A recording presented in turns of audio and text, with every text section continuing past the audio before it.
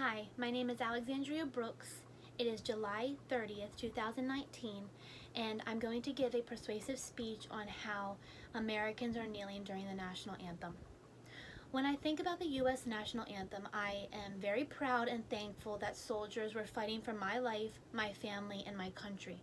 However, when someone is kneeling during the national anthem, it is easy to be hurt and feel disrespected no matter what that kneeling person is protesting against.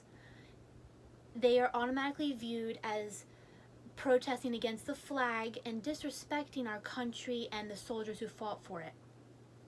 A descendant of Francis Scott Key, a lady named Shirley Carol Isham, stated back in 2016 that it blows her mind that somebody like Kaepernick would do what he does to dishonor the flag of this country and the national anthem when we have young men and women fighting for this country and people ultimately dying for the country. In my speech, I will tell you how kneeling during the national anthem should not be used as a form of freedom of speech because it is disrespectful to America and the soldiers. It is easily misinterpreted, and it causes unnecessary division between Americans. To me, kneeling during the national anthem is utterly disrespectful towards soldiers who fought for our country and should never be used as an outlet for the freedom of speech.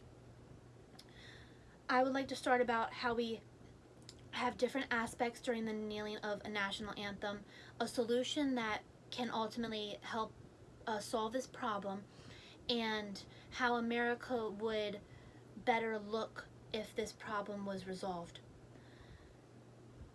People are kneeling during the national anthem as a form of protesting, and therefore it's being labeled as disrespectful towards countries and soldiers.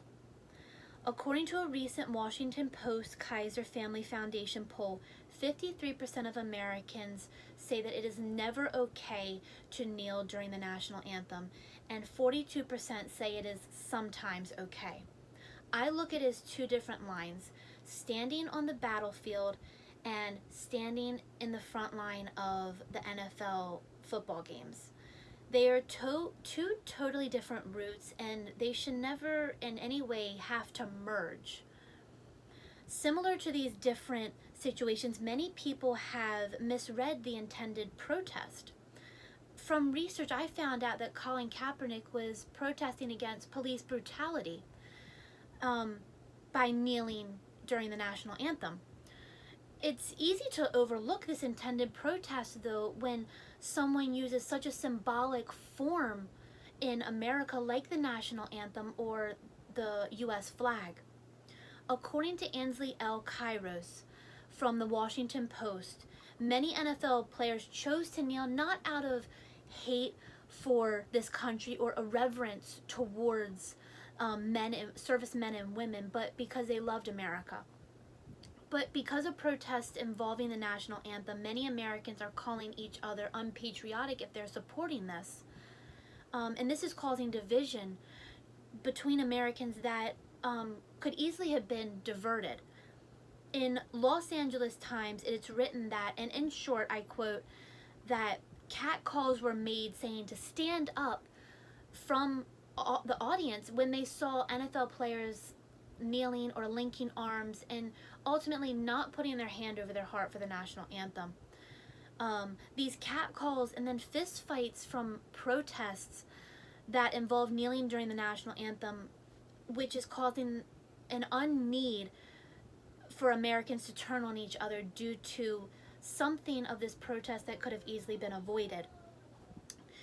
There are rallies, social websites, even marches that help aid in our right for freedom of speech.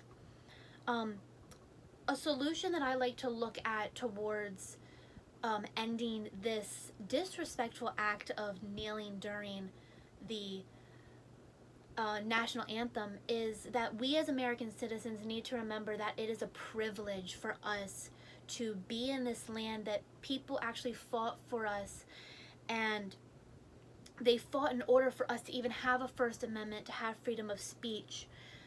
The national anthem is a symbol of our freedom, just like the American flag is, and it shouldn't be dragged into a nasty protest. It ultimately just perverts the idea and what the national anthem even resembles towards us.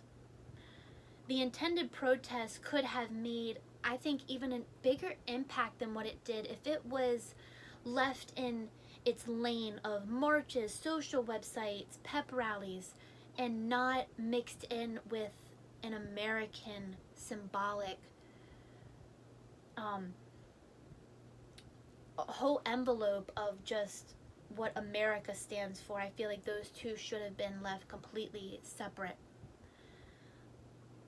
What America could possibly be looking at, if we are able to resolve this problem, is we would not have the bantering and quarreling of calling people unpatriotic, and we wouldn't have our president throwing slanders at other people for being so unpatriotic because of disrespecting our national flag and national anthem.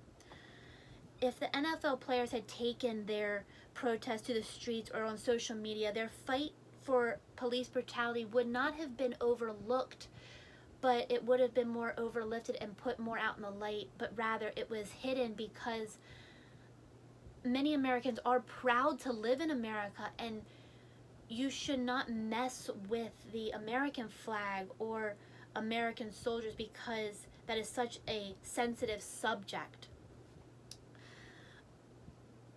I hope that you are now able to see that because of kneeling during a flag, it's so disrespectful to Americans and the soldiers, and it is so easily misinterpreted. Even if you're not trying to protest against the flag, if it's something like police brutality, it's not going to be seen as protesting against police brutality.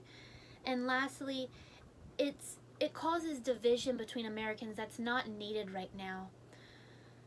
Well, that wraps up the end of my speech, and I want to thank you for listening, and I hope that you have a good night. Goodbye.